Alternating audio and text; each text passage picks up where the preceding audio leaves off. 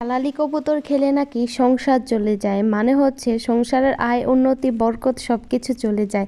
আসলে কি এই কথাটা সত্য? আমরা তো খেলাম, এখন আমাদের সাথে কি হলো সেটা দেখতে হলে পুরো ভিডিওটা দেখতে হবে আপনাদেরকে। তো হ্যালো এভরিওয়ান, আসসালামু আলাইকুম।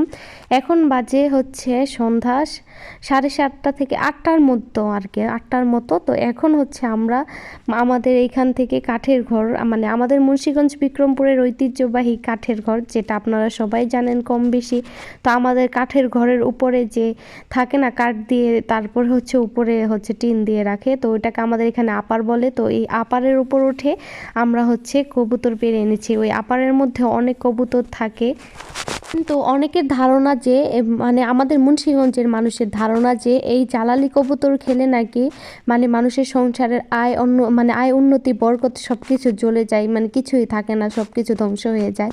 তো আগেরকার মানুষেরা মানে আমার দাদারা নানারা তারা এটাই বিশ্বাস করতো, তারা কখনো এইসব মানে এই জালালি কবুতর খেতে দিত না কাউকে। কিন্তু আমরা এটা মানি না, কারণ হচ্ছে হাদিসে যেটা নেই সেটা মানবো কেন? এই কথাটা হাদিসে নেই, ওনারা হচ্ছে মন গড়া এই কথাটা বানিয়েছে। কারণ বিক্রমপুর মানে মুন্সিগঞ্জ বিক্রমপুরের মানুষ তো বেশি গৃহস্থী করে আর কি, মানে এখানকার গৃহস্থী বলতে যে যে কৃষি কাজ করে আর কি, চাষাবাদ বেশি করে।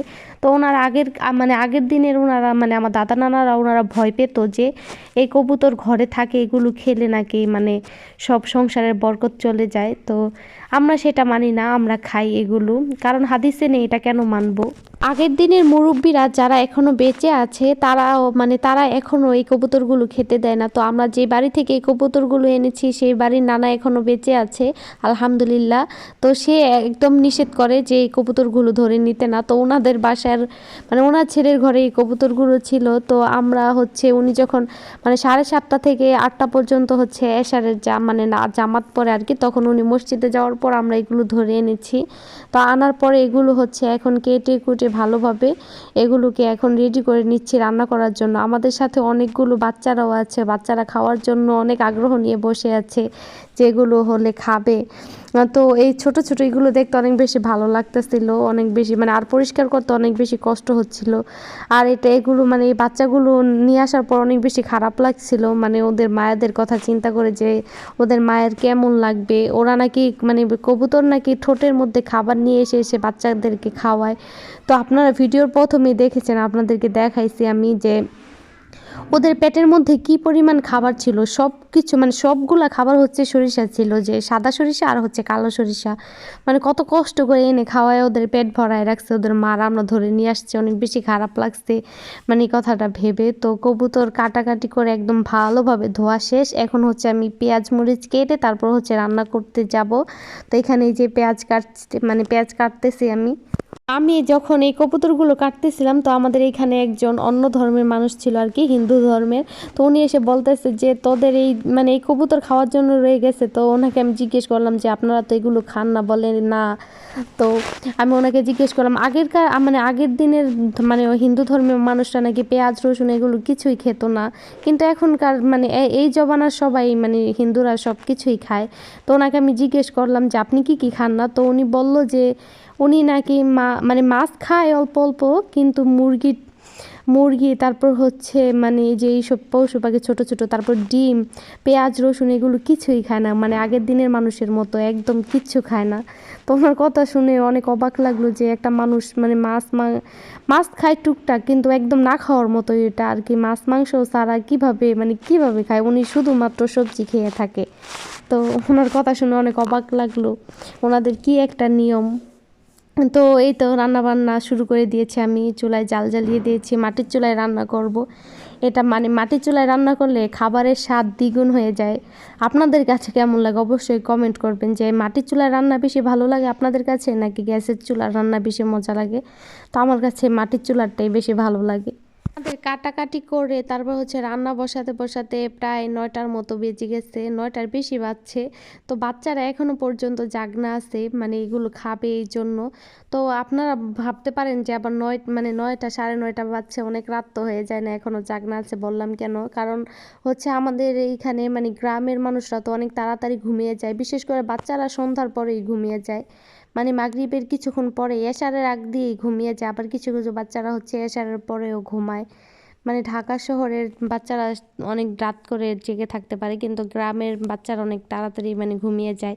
তো ওরা এই মানে কবুতর খাওয়ার জন্য অনেক রাত পর্যন্ত জাগনা ছিল আমাদের সাথে। তো আমাকে যে ভিডিও করে দিচ্ছে যে বাচ্চাটা আর কি রিদওয়ান, তো ও মানে বসে বসে ঝুমছিল আর কি। তারপরও মানে ও যাবে না ঘুমাইতে, মানে ও বসে বসে এখানে আমাকে ভিডিও করে দিচ্ছিল, আমি হচ্ছে রান্না করছিলাম। আর ওকে বলছিলাম যে শিখে রাখ এইভাবে কিভাবে রান্না করতে হয়, সব রকম মাংসই একভাবে রান্না করে আমাদের খাওয়াই বড় হইলে। তো এটা বলছিলাম, সবার সাথে গল্প করছিলাম আর বসে বসে রান্না করছিলাম।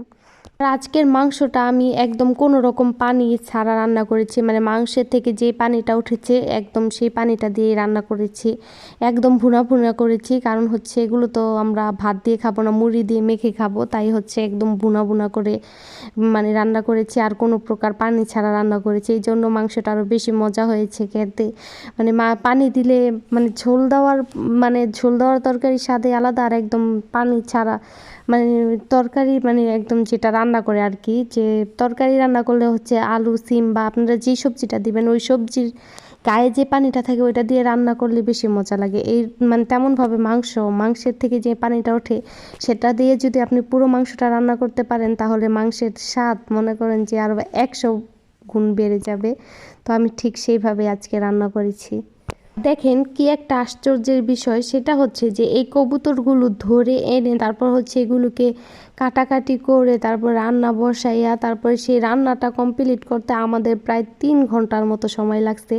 আর 8 মিনিটের মধ্যে এই ভিডিও শেষ হয়ে যাচ্ছে, মানে মনে হচ্ছে যে কত সহজে কেটে কুটে রান্না করে দিলাম। মানে এগুলো করতে যে আমাদের কত পরিমাণ সময় লাগছে আর কি পরিমাণ কষ্ট করছি সেটা একমাত্র আমরাই জানি। শীতের মধ্যে বাইরে বসে বসে এগুলো করছি, মানে সব কিছু কোটা কাটা করছি, তারপর হচ্ছে এগুলো ধুইছি ঠান্ডা পানি দিয়ে, এত সময় ধরে সব কিছু করছি। আর মাত্র 8 মিনিট হয় নাই, 7.5 মিনিটের মতো সময়ের মধ্যে এই ভিডিওটা শেষ হয়ে যাচ্ছে। কি মানে কি জীবন, এইরকমভাবে যদি মানে জীবন রিয়েল লাইফেও যদি এইরকম হতো যে এত তাড়াতাড়ি সব কিছু রান্না করে কমপ্লিট করা যেত, তাহলে কতই না ভালো হতো। কি জীবন। আর এই তো দেখেন আমার তরকারির ফাইনাল লুক কেমন হয়েছে অবশ্যই কমেন্ট করবেন। অনেক বেশি মজা হয়েছিল এটা খেতে, মানে অনেক বেশি মজা হয়েছিল, সব বাচ্চারা খেয়ে অনেক মজা পাইছে। এই যে মুড়ি দিয়ে মেখে সবাইকে ভাগাভাগি করে দিচ্ছিলাম। এই যে এখানে রেখেছি, ওইটা হচ্ছে একজনকে দিয়েছি, আবার এখানে আরেকজনের জন্য রাখছি।